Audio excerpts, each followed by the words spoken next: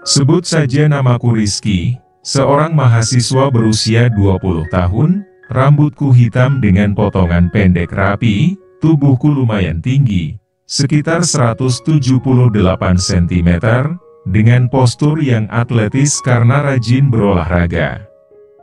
Aku menjalani hidup sederhana sebagai mahasiswa jurusan komunikasi, tapi kehidupanku berubah drastis ketika aku diangkat anak oleh Bu Erni, seorang wanita parubaya yang usianya sudah menginjak 46 tahun.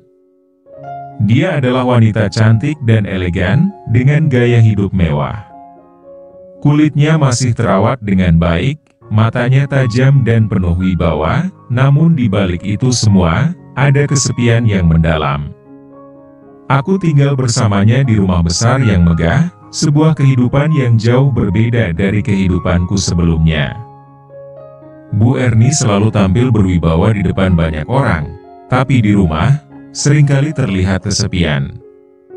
Suaminya jarang pulang dan ketika ada di rumah, hubungan mereka tampak dingin. Mungkin itu yang membuatnya sering mencari keberadaanku, mencariku untuk sekadar berbicara, berbagi cerita, dan akhirnya, semakin lama semakin mendalam kebersamaan kami. Sebelum itu support terus channel Cerita Romansaku dengan cara like dan subscribe. Inilah kisahku. Kehidupan baru saat pertama kali aku tiba di rumah Bu Erni. Kesan pertama yang menghampiriku adalah betapa besar dan megahnya rumah itu. Gerbang besi hitam menjulang tinggi, dan ketika terbuka, aku melihat sebuah halaman luas yang dikelilingi pepohonan rindang. Di tengah-tengah, berdiri sebuah rumah megah bergaya klasik Eropa, dengan pilar-pilar putih tinggi yang menjulang di bagian depan. Aku bisa mendengar deru air mancur dari taman depan yang dihiasi patung marmer, memberikan kesan rumah ini seperti sebuah istana. Ketika aku masuk ke dalam, aku disambut oleh pelayan rumah yang langsung membawakanku minuman dingin. Aku sempat tertegun, memandangi segala kemewahan itu. Ini bakal jadi rumahku? Gumamku dalam hati, setengah tidak percaya. Tidak pernah terbayangkan sebelumnya hidup di tempat seperti ini. Hai, Rizky, suara lembut dan manja Bu Erni menyapaku dari belakang. Aku segera berbalik dan melihatnya berjalan menghampiriku. Dia mengenakan gaun sutra tipis berwarna krem yang membuat segala macam onderdilnya cukup terlihat walaupun samar-samar membuat pikiranku agak kacau saat melihatnya, dengan potongan elegan yang melambai mengikuti gerak tubuhnya.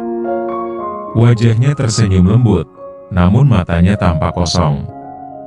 Ada sesuatu di dalam tatapannya, seperti ada bagian dari dirinya yang hilang. Selamat datang di rumah, Nak. Lanjutnya, dengan suara hangat tapi terdengar sedikit rapuh. Aku hanya bisa tersenyum, sedikit canggung karena belum terbiasa dengan kemendalaman semacam itu. Hari-hari awal di rumah megah. Seiring berjalannya waktu, aku mulai terbiasa dengan hidup di rumah Bu Erni. Pagi hari biasanya dimulai dengan sarapan mewah di ruang makan besar. Meja panjang dengan kursi-kursi berlapis kain bludru. Bu Erni selalu duduk di ujung meja, sementara aku di sisi lainnya.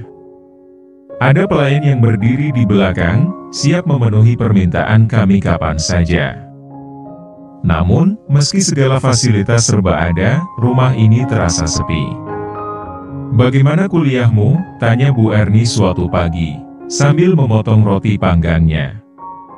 Matanya menatapku lembut. Tetapi tatapan itu seringkali terasa terlalu dalam, seakan ia menelusuri sesuatu di balik diriku. "Baik, Bu, sedikit sibuk dengan tugas akhir," jawabku sambil tersenyum kecil. Aku berusaha menjaga percakapan tetap ringan, tapi ada sesuatu di dalam diriku yang merasa aneh dengan suasana ini. Hari-hari berlalu, dan setiap kali aku pulang dari kampus, aku sering menemui Bu Erni sendirian di ruang tamu, seperti ada yang ia tunggu.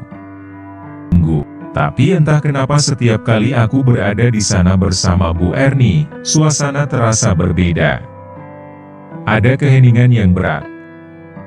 Malam itu di ruang tamu. Suatu malam, setelah seharian aku sibuk dengan tugas kampus, aku pulang sedikit terlambat. Jam menunjukkan pukul 9 malam. Ketika aku membuka pintu depan, suasana rumah sudah sangat sepi. Aku berjalan ke ruang tamu, dan di sanalah aku menemui Bu Erni duduk sendirian di sofa. Dia mengenakan gaun sutra tipis yang tanpa elegan dan samar-samar kulihat onderdilnya pun tanpa penutup sehingga jeruk Bali dan bukit kecil yang dihiasi rumput-rumput nan indah aduhai membuatku jantungku berdegup tak beraturan. Wajahnya terlihat tenang. Tapi ketika dia melihatku, matanya tanpa hidup, seolah-olah kehadiranku adalah hal yang paling ia tunggu sepanjang hari. "Rizky, duduklah di sini," katanya lembut manja, menepuk tempat kosong di sebelahnya.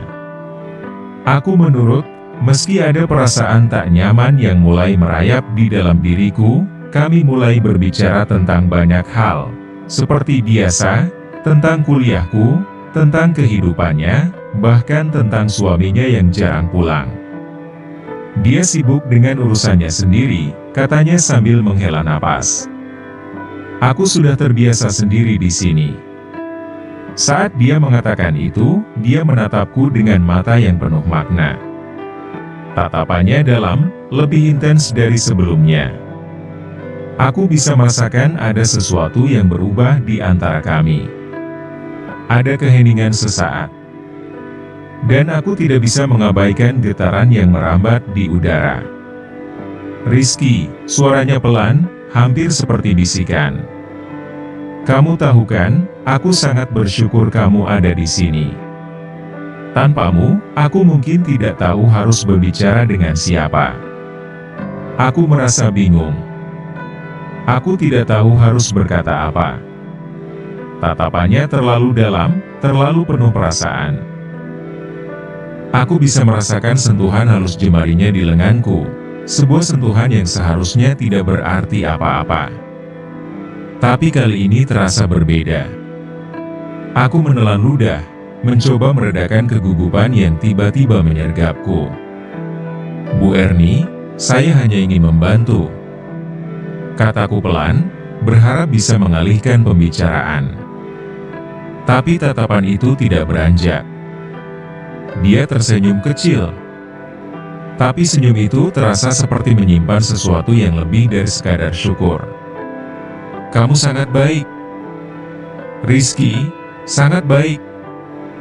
Aku tidak tahu harus berkata apa. Kami duduk di sana, hanya ditemani cahaya temaram lampu, dengan keheningan yang terasa semakin tegang. Aku bisa mendengar detak jantungku sendiri. Dan aku tahu, malam itu adalah awal dari sesuatu yang tidak bisa lagi dihindari. Tempat ini adalah saksi bisu dari percakapan kami yang semakin lama semakin dalam. Suaminya, Pak Anton, hampir tak pernah terlihat lagi. Setiap kali aku bertanya tentang keberadaannya, Bu Erni selalu memberikan jawaban yang sama. "Dia sibuk dengan urusannya, Rizky, biar saja."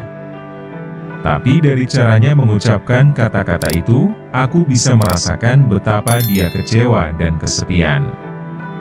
Di rumah ini, yang dulunya terasa besar dan mewah, kini hanya ada kami berdua yang sering bertatap muka. Setiap kali kami duduk berdua di sofa, suasana mulai terasa berbeda. Tatapan yang tak bisa kuabaikan. Suatu malam, kami duduk bersama menonton film. Film yang kami tonton adalah drama romantis, tapi aku tidak bisa fokus. Pikiranku dipenuhi dengan perasaan aneh yang mulai tumbuh sejak beberapa waktu terakhir. Tatapan Bu Erni selalu membuatku merasa tak nyaman, tapi anehnya juga nyaman. Saat itu, tanpa aku sadari, dia mulai mendekat, tubuhnya sedikit bersandar padaku. Aku bisa merasakan kehangatan tubuhnya dan aroma parfum mahalnya yang lembut tapi menyengat. "Rizky," bisiknya pelan, Suaranya hampir tenggelam dalam alunan musik dari film yang sedang kami tonton.